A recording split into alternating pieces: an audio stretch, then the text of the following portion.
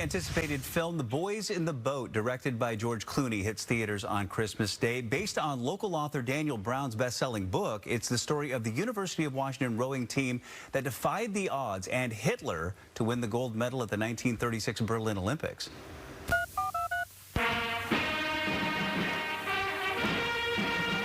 On August 1st, 1936, inside a massive new stadium built specifically for the Berlin Olympics, Adolf Hitler welcomed the world.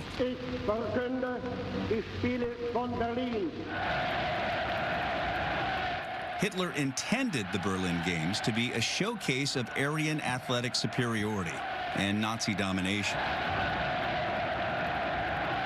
But it didn't go that way.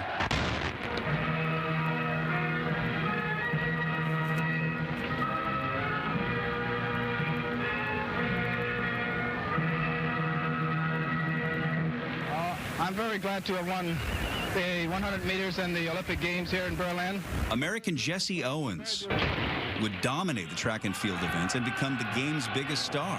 Well, Bill, the biggest thrill in Germany was when I won the 100-yard dash, an American flag went up and they were playing the Star Spangled Banner.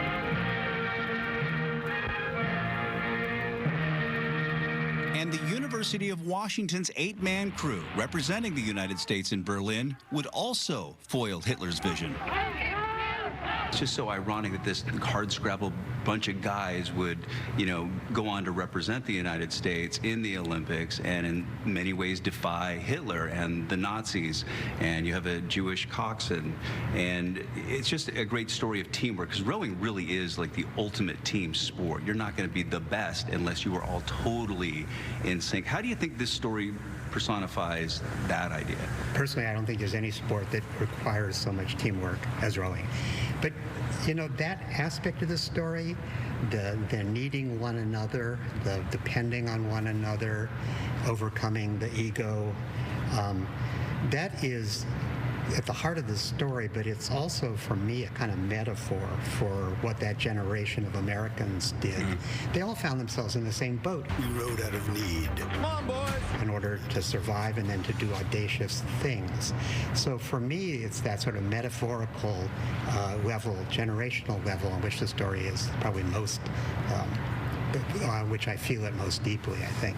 We're seeing these days a rise in anti-Semitism, largely related to, Israel and Hamas and the war that's going on there. And there's also, a rise in neo-Nazism in the world now. Is there a corollary that can be drawn from this story to, what we're seeing in the world now? Well, I mean, it's fairly easy. We have Hitler, who's always in films the great bad guy. You don't have to work too hard to prove he's the bad guy. It's an interesting thing. You're an anchorman, so you know this. My father was an anchorman for 40 years, and one of the things he taught me about doing the news and understanding the news is about perspective.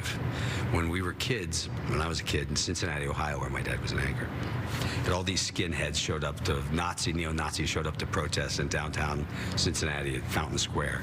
And they showed up, and these 6 of them, and they're saying everything terrible, you could say. Probably 500 people around them yelling at them. And my dad shot it because it's news. But then he went to the top of Crew Tower, which is the tallest building in Cincinnati, and he got a shot of these 6 tiny people in a sea of 500,000, of the town, to remind us that we all are actually pretty similar, and that those are the fringes, and they don't represent us.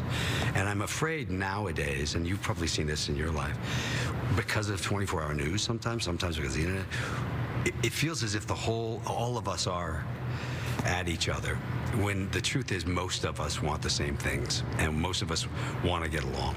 And I get that sense when we were doing this film, which is that most of these kids who are rowing from different schools and different backgrounds, they all kind of want the same thing. We're all trying to figure out a way to get through this together, and we want the best for one another. There's obviously the fringes and those people, but they don't represent the largest part of the world or the country. Which is one reason I think this film's really timely, because we are in this very divisive time. And so one of my big hopes for the movie has been all along, just that when people come out of the theater, they're feeling good about being American, they're feeling good about the whole notion of overcoming odds and pulling together. Those are really important American virtues. It's really about democracy in some ways, and we're in a time when it's really important to have stories like that. Yeah. I love that. Thank you so much. Well, thank you. Appreciate your time. Thanks for coming over in the rain. Terrific. And it was pouring rain Yeah. that day. You can even hear it on the roof. The Boys in the Boat hits theaters on Christmas Day. All right, great story, Bill.